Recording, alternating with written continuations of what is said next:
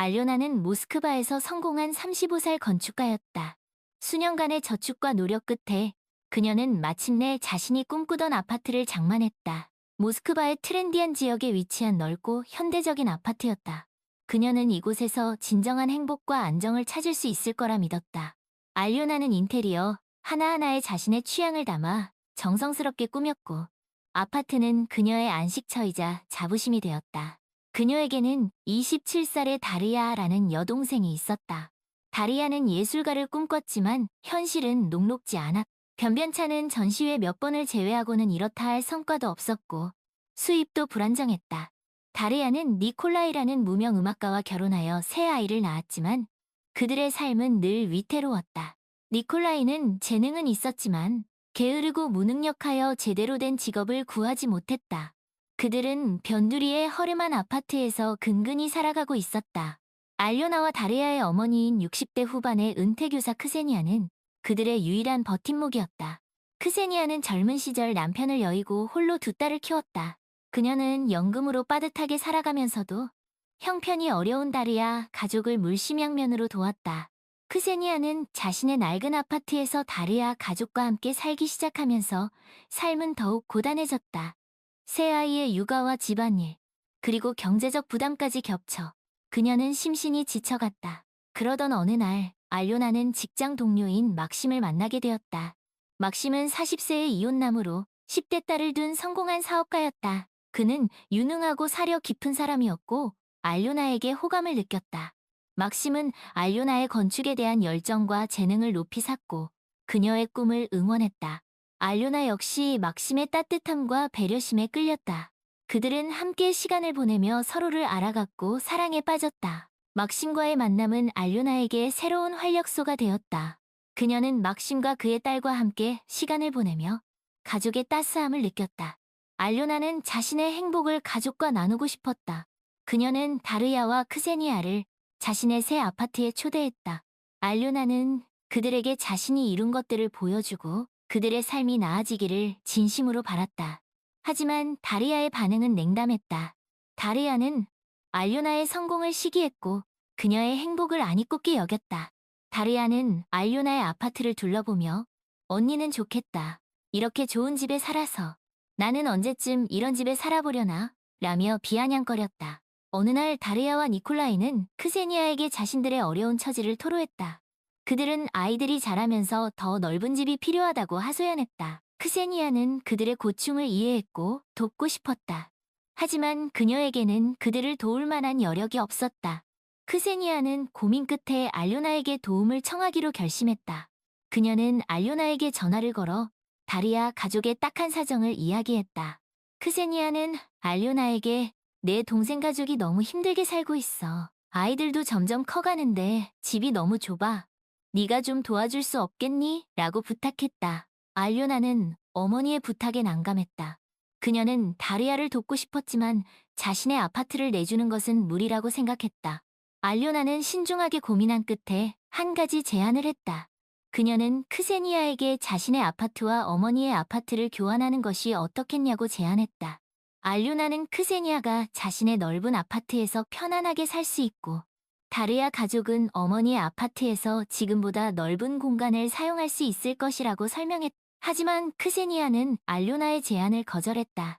그녀는 내 아파트가 더 넓고 좋은 건 알지만 다리아 가족에게는 내 아파트가 더 필요해.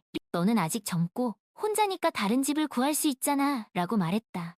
알료나는 어머니의 이기적인 태도에 실망. 그녀는 어머니가 다리아만을 편애한다고 느꼈다. 알료나는 어머니, 그건 너무 이기적인 생각이에요. 제 아파트는 제가 힘들게 번 돈으로 산 거예요. 왜 제가 제 집을 포기해야 하죠? 라고 반박해. 크세니아는 알료나의 말에 화를 냈다. 그녀는 너는 왜 그렇게 이기적이라고 소리쳤다. 알료나는 어머니의 말에 상처를 받았다. 알료나는 어머니, 저는 이기적인 게 아니에요. 저도 제 삶을 살 권리가 있어요. 왜 저만 희생해야 하죠? 라고 말했다. 크세니아는 알료나의 말에 더욱 화를 냈다. 그녀는 너는 가족을 생각하지 않는구나. 너는 내 동생과 조카들을 생각하지 않아. 너는 오직 너 자신만 라고 소리치며 전화를 끊었다. 알료나는 어머니와의 대화에 지쳐버렸다. 그녀는 자신이 아무리 노력해도 어머니의 인정을 받을 수 없다는 것을 깨달았. 알료나는 깊은 슬픔과 외로움을 느꼈. 알료나는 한동안 다르야와 크세니아를 만나지 않았다.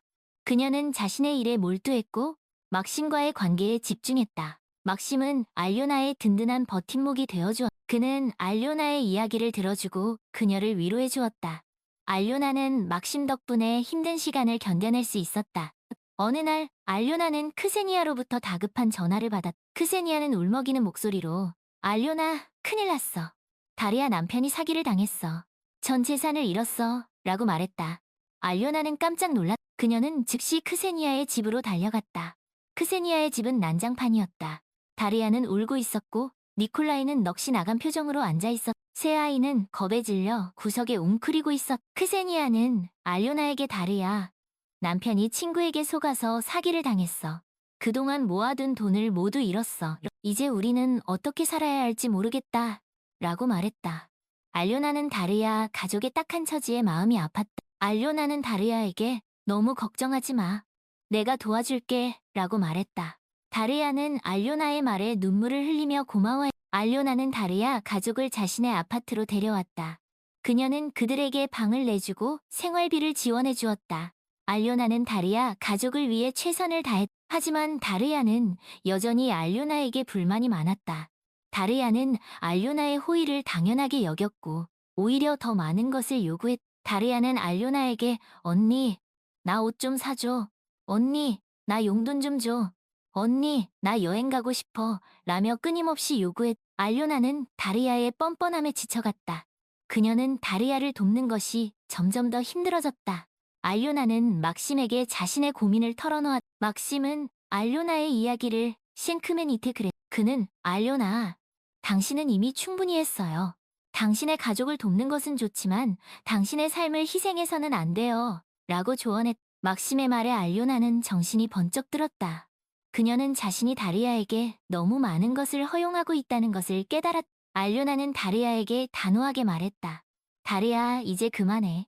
나는 너를 돕기 위해 최선을 다했어. 하지만 너는 나의 호의를 당연하게 여기고 나에게 무리한 요구를 하고 있어. 이제부터는 너 스스로 살아가야 해. 다리아는 알료나의 말에 화를 냈. 그녀는 언니는 나를 버리는 거야? 우리가 이렇게 힘든데 어떻게 우리를 내쫓을 수 있어? 라고 소리쳤다. 알료나는 다리아의 말에 흔들리지 않아. 그녀는 나는 너를 버리는 게 아니야. 너 스스로 일어서기를 바라는 거야. 너는 이제 어른이야. 네 삶을 책임져야 해. 라고 단호하게 말했. 다리아는 알료나의 말에 앙심을 품었다. 그녀는 알료나에게 복수하기로 결심했. 다리아는 크세니아에게 엄마, 언니가 우리를 쫓아내려고 해요. 우리는 이제 어떻게 살아야 하죠? 라고 거짓말을 했. 크세니아는 다리아의 말에 분노했. 그녀는 알료나에게 전화를 걸어 너는 어떻게 그럴 수 있니? 내 동생 가족을 길거리로 내쫓으려고 하다니. 너는 정말 인정머리 없는 아이구나. 라고 소리쳐. 알료나는 어머니의 말에 억울했다. 그녀는 자신이 다리아를 쫓아내려고 한 적이 없다고 해명했다. 하지만 크세니아는 알료나의 말을 믿지 않았. 크세니아는 너는 항상 이기적이었어. 너는 내 동생을 한 번도 진심으로 생각한 적이 없어. 이제 내 본색이 드러나는구나. 라고 말했. 알료나는 어머니의 말에 큰 상처를 받았다. 그녀는 어머니가 자신을 이렇게까지 미워할 줄 몰랐. 크세니아는 다르야와 함께 알료나의 아파트를 차지할 계획을 세웠다. 그들은 알료나가 출근한 틈을 타 그녀의 아파트로 짐을 옮겼다. 알료나가 퇴근 후 집에 돌아왔을 때 그녀는 자신의 아파트가 다르야 가족의 짐으로 가득 차 있는 것을 발견했다. 알료나는 깜짝 놀라 이게 다 뭐야? 라고 물었다. 다리아는 뻔뻔하게 이제부터 우리가 여기서 살 거야.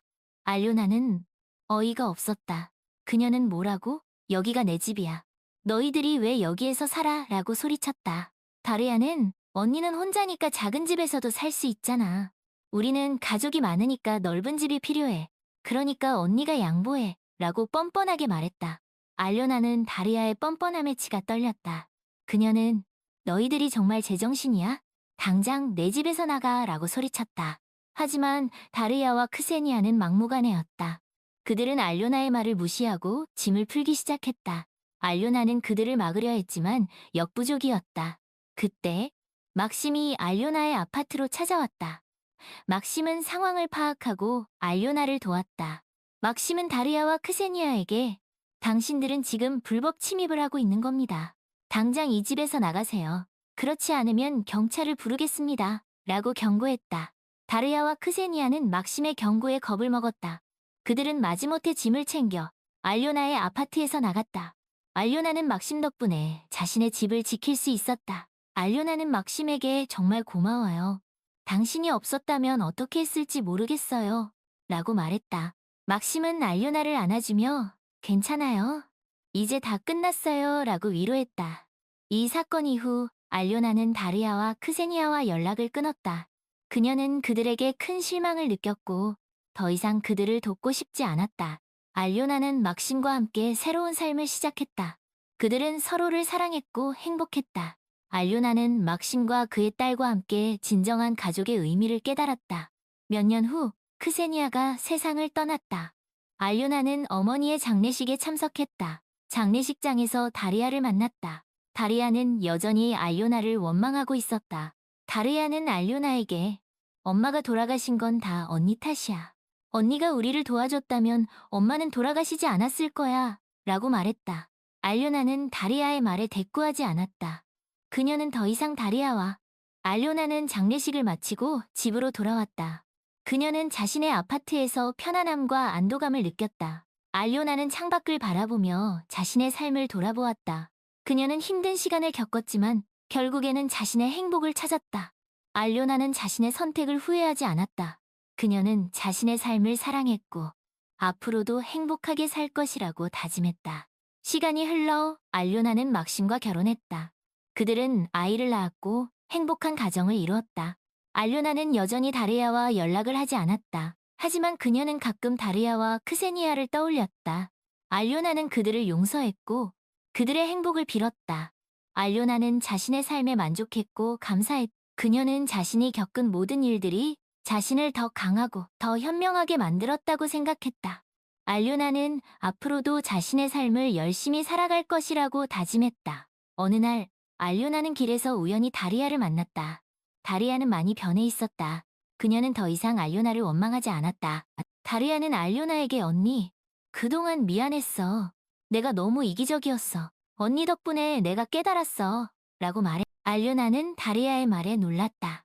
그녀는 다리아가 진심으로 뉘우치고 있다는 것을 느꼈다. 알료나는 다리아를 용서했다. 그들은 오랜만에 이야기를 나누었고 서로의 삶을 응원했다. 알료나는 다리아와 헤어진 후 집으로 돌아와 막심에게 그동안 있었던 일을 이야기했다.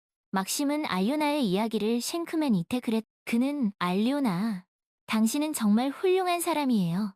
당신의 용기와 지혜에 감탄했어요. 라고 말해. 알료나는 막심의 칭찬에 쑥스러웠지만 기분이 좋았다.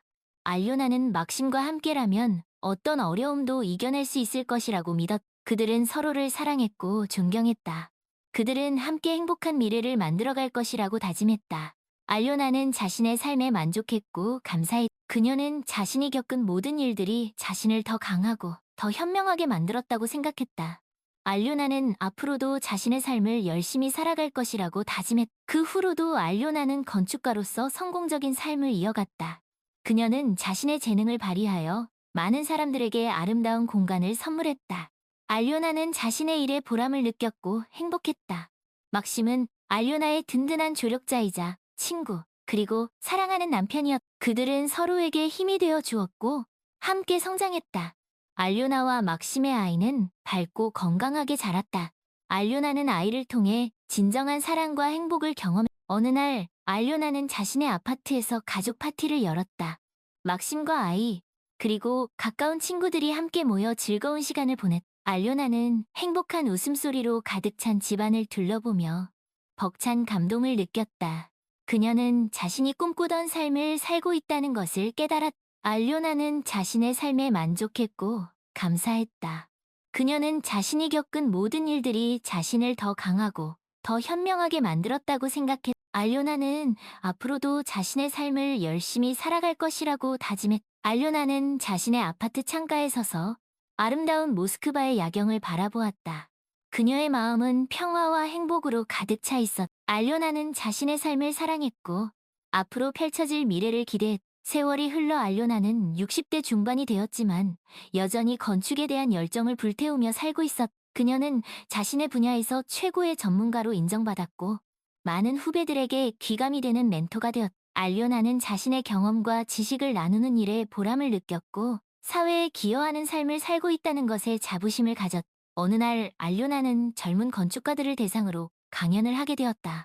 그녀는 자신의 성공 스토리와 건축 철학을 공유하며 젊은이들에게 꿈과 희망을 심어주었다. 강연이 끝난 후 한 젊은 여성이 알료나에게 다가와 질문을 했다.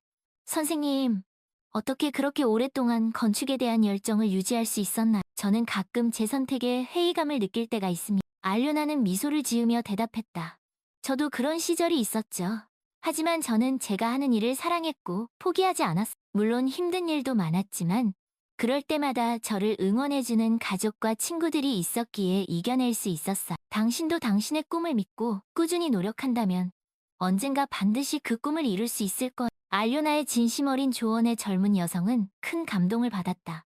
그녀는 알료나에게 감사의 인사를 전했고 앞으로 건축가로서 성장해 나가겠다는 다짐을 했다. 알료나는 젊은 여성의 열정 가득한 눈빛을 보며 자신의 젊은 시절을 떠올렸다. 그녀는 앞으로도 젊은 건축가들의 멘토가 되어 그들의 꿈을 응원하고 싶다고 생각했다. 집으로 돌아온 알료나는 막심과 함께 저녁 식사를 했다.